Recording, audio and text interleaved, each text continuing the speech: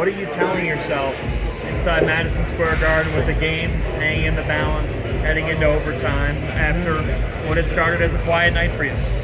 I was just telling my teammates, way to keep us in it. They were just great, man. They had us in the lead. They had us up 3 in the halftime, and nothing of it was me. I just kept telling them, like, praising them, like, man, good job, you're keeping us in it. Y'all playing great. I got y'all. Like, I'm gonna come through for us eventually. And that's what I kept telling them in overtime. When we were going out for the tip-off in overtime, I told Coleman, I'm like, man, way to keep picking me up, and I got y'all. Like, I'm gonna pull it through, and I happen to have a great overtime. What's it say about this team that you go down 10 to the number 2 team in the country and you refuse to lose? Well, they were tough. We never give up. All the work that we put in this summer is paying off. The conditioning was flex. Long practices, coach getting after us. It's just the brotherhood and the meetings we have together, and how we stay together. Nobody separated or went crazy in the head. And we just feel like we took a real good step forward with our brotherhood. Coach said that he introduced Matthew Meyer to the Orange and Blue tonight. What was that like to see, and what happened post game with Matthew in the locker room? I'm so proud of Matt, man.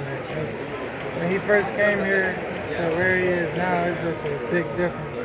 He's playing so much better. He's in way better shape, shooting the ball better. And I'm not saying like I called it, but I seen Matt shooting like before we started playing, like in the shoot around and everything. And like he wasn't even trying, but he was still making it. So I'm like, okay, he might be on to something this game. And he did. He was cooking. He's a big one of the main reasons why we stayed in the game. TJ, did something just kind of click on for you in overtime? It seems like you were shooting the ball with a little more confidence, had a little more pep. I was just taking coaching. When I was subbed out, the coaches, Tim, Tyler, Coach Brad, Fraze, Jeff, they were all telling me like how I was being guarded, and I just made adjustments. Everybody sunk in and everything clogged up when I drove, and Tim actually told me to use my step back, or when I go, just pull up and don't go all the way into the defense, or use the skip and find an open teammate. And I felt like I made the good adjustments and I made shots in overtime. You couldn't get stops at the end of the Virginia game. You got the stops at the end of this game. What's the difference defensively now for this team, you think? At halftime, Coach Brad put on the board defensive rebound and getting a shot. We played good defense the whole game, and they were getting offensive rebounds. So we locked in and guarded throughout the whole shot clock, and we ended up getting the rebound and getting stops. And that played big to us coming back and forcing the overtime. Coach talked about there's like a level of unpredictability for who it's going to be for you guys from one night to the next. What does that do for you guys, where it could be you one game, or Matt, or Coleman, or Jaden? Like, what does that stress the defense or the other team in a different way? They were really hard to guard. You gotta guard Matt, you gotta guard Coleman. Our whole starting five, like, you gotta space the floor out. You gotta go out to close out to everybody. Coleman can shoot, Matt can shoot, I can shoot, Sky. RJ really came up big with some big threes, him and Jaden at the end of this game. But it just shows how versatile we are. We switched 1 through 5 at the beginning, and I feel like we caused a lot of stress on other teams. When you saw this roster getting built, and you're obviously part of the new additions, is this what you envisioned, this kind of anybody type of deal?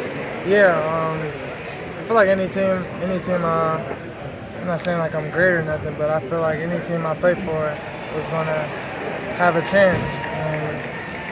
And when I first got on campus, I was surprised by Coleman. Like, I didn't know he could pass the way he did. And even in interviews when I had it at the beginning of the year, I was like, man, y'all gonna be surprised what y'all get out of Coleman.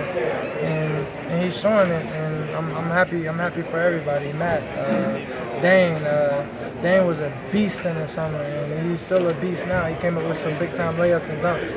And the freshmen, they just stay in the course, running their own race, and just staying level-headed. And I'm talking to them too, just keeping them engaged. And if they're having a bad day, I'm just encouraging them. What did Brad say in that timeout around the 8-minute mark, where it seems like things kind of started to change for you guys breaking that Texas run? He was just saying, just keep moving the ball, cutting, and getting stops, because we know we can guard him and stop him. He just wasn't executing and getting shots on the offensive end. So that's just something that we picked up on and end up getting a win in overtime. Against Maryland. So how is it now? It hurts Did it bother a lot. you? It hurts a lot. It's just, but I refuse to sit out.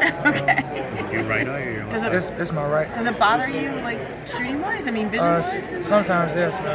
It affects me sometimes a little bit because I feel it like, and I Yeah. kind of see it a little bit over my I was gonna say eye. you see the thing. But it's no excuse to me playing bad. I just gotta make shots and step up for my team. Was it a much? You said that your coaches told you about just going to a step back as opposed to just driving so hard. Was that an adjustment you had to kind of make mentally because you're so used to playing one way? You have to kind of adjust on the